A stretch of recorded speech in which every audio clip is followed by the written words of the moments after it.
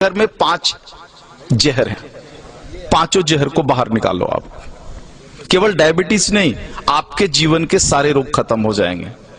रसोई घर को जो बिगाड़ा है इन लोगों ने, 5 जहर रसोई घर में प्रवेश करा करके बिगाड़ा है। उसमें से उजला आटा यानी गेहूं का आटा, मैदा एक जहर, उजला नमक दूसरा जहर यानी आयोडीन नमक, ये दूसरा जहर है।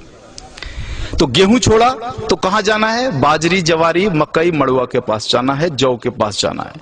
उजला नमक अगर छोड़ना है तो कहां जाना है? सेंधा नमक पर जाना है, काला नमक पर जाना है, आपके यहां के सांभर झील के नमक पर जाना है। यह शुद्ध नमक है। तो दूसरा जहर हुआ। तीसरा जो जहर इन्होंने डाला है चीनी।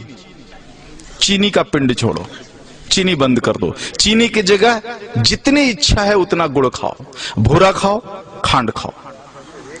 ये डायबिटीज की अच्छी दवा है। गुड़ डायबिटीज की अच्छी दवाओं में से एक है।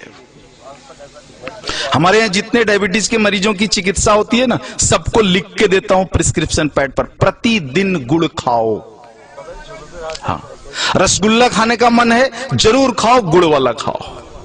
जिलेबी खाने का मन है जरूर खाओ, गुड़ वाली जिलेबी खाओ। बालूशाही खाने का मन है, गुड़ वाली खा लो। जितना मीठा खाने का मन है खाओ, गुड़ वाली खा लो। तो तीसरा जो जहर है वो आपका चीनी है। हाँ।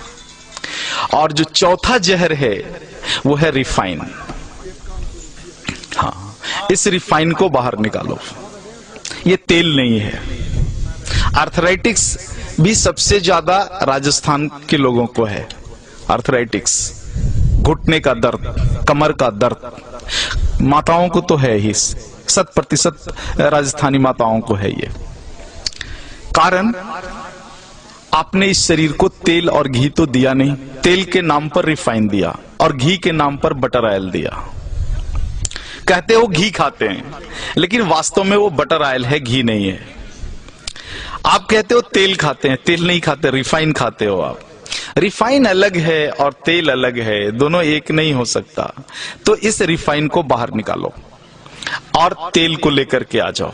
तेल सरसों का हो सकता है, तिल का हो सकता है, आपके यहाँ अच्छा राई, सरसों, तिल, ये 3 चीजें तो मैं जानता हूं, और शायद कुछ मूंगफली का भी बढ़िया हो सकता है। ये सारी चीजें हैं।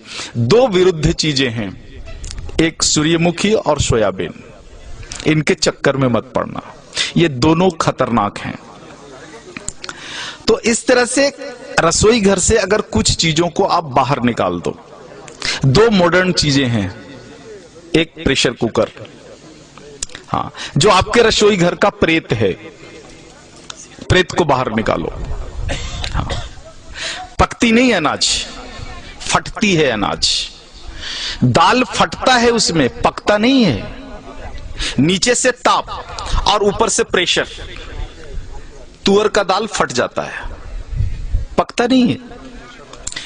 पकेगा तो मिट्टी की हांडी में धीरे धीरे, सने सने, धीमी आंच पर ही पकेगा। तुअर का पौधा जितने दिन तक मिट्टी में खड़ा रहता है, उसी हिसाब से समय लेगा हांडी में पकने के लिए। जल्दी कैसे पका लोगे आप? नहीं पका सकते। वो मिट्टी में 10 महीने तक खड़ा रहा है तो 10 मिनट तो लेगा ना चूल्हे पर पकने में। आप फटाफट 2 मिनट में पका लोगे, पकता नहीं, फट जाता है। अनाज को, फटा हुआ अनाज खाओगे तो गड़बड़ तो होगी ही, पका हुआ अनाज खाओ। प्रेशर कुकर में कोई भी अनाज नहीं पकता, केवल फटता है। तो इस प्रेत को बाहर निकाल दो। और दूसरा प्रेत तो कम है, जो है फ्रिज। हाँ, इसको बाहर निकाल दो। शरीर को अग्नि चाहिए। फ्रिज की सारी वस्तुएं शरीर के अग्नि को खराब कर देने वाली है। शरीर में अग्नि नहीं होगा तो पचेगा ही नहीं, और पचेगा नहीं तो सड़ेगा, और सड़ेगा तो वायु निकलेगा, और वायु निकलेगा तो पता है वायु क्या क्या करता है?